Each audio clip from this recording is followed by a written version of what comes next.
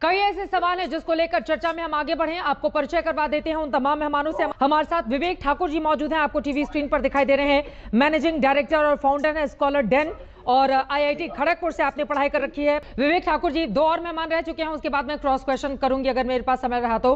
विवेक ठाकुर जी, सीधे आपके पास आते हुए, नीट मामले में सरकार को तत्काल क्या करना चाहिए?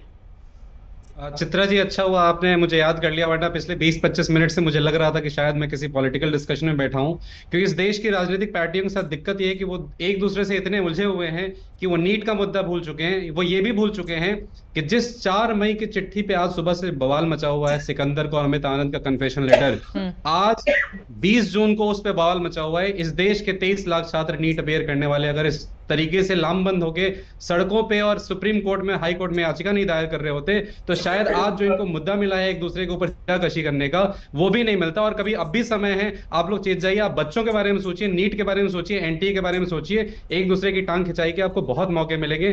क्योंकि ये जो चिट्ठी जिसपे चर्चा हो रही है सिकंदर और अमित आनंद की, ये चिट्ठी आप इस पे डेट देखिएगा चित्रा जी, 4 मई का कन्फेशन है। 18 जून को एग्जाम हुआ है नेट का और 19 जून को कैंसिल हो गया।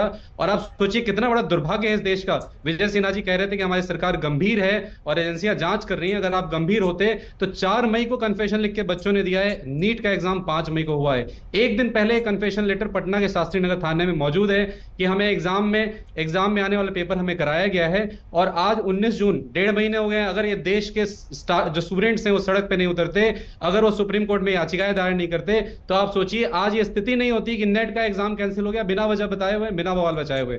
और चित्रा जी, ये जो नीट का एग्जाम है, इसमें बच्चे 3 अटेम्प्ट देते हैं, 4 अटेम्प्ट देते हैं। आपको पता है ये जो लोग पॉलिटिकल डिस्कशन कर रहे हैं इतनी देर से कि 2 अटेम्प्ट 3 अटेम्प्ट में अगर बच्चा फेल हो जाता है तो पेरेंट्स उससे भरोसा उठा देते हैं कि नहीं, अब मैं तुम्हें एग्जाम नहीं देना, तुम कुछ और करो, तुम दुकान खोल लो। और आपको पता है कि ये एनटीए जो एजेंसी है ये 7 साल से लगातार फेल हो रही है और इसको मौके पे मौके दिए जा रहे हैं। आप सोचिए, ये जो नेट का एग्जाम कैंसिल होना है, इस बात का पुख्ता प्रमाण है कि ये नाकारा एजेंसी है, इसको तुरंत डिसॉल्व करना चाहिए। और जो आईआईटी और आईआईएम कंडक्ट कराते हैं एग्जाम पिछले 20 सालों से, उनके पास इंफ्रास्ट्रक्चर है, उनके पास वो लोग हैं कि वो एग्जाम नए सिरे से 15 दिन में कंडक्ट करा सकते हैं। सरकार को यहां मजबूत इच्छा शक्ति दिखाने की जरूरत है।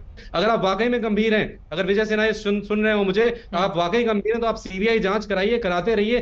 देश के उन 24 लाख बच्चों जिनकी इस समय धड़कनें रुकी हुई, जो असमंजस में सुबह शाम तक, क्या हमें दोबारा परीक्षा देनी है, क्या उसकी तैयारी करें या हम कुछ और रास्ता ढूंढें। इस नंबर पे तो हमें कॉलेज नहीं मिल रहा है। काउंसलिंग 6 जुलाई को होनी है। चित्रा जी, मैं बताऊं, एनटीए मास्टरमाइंड है इस चीज का।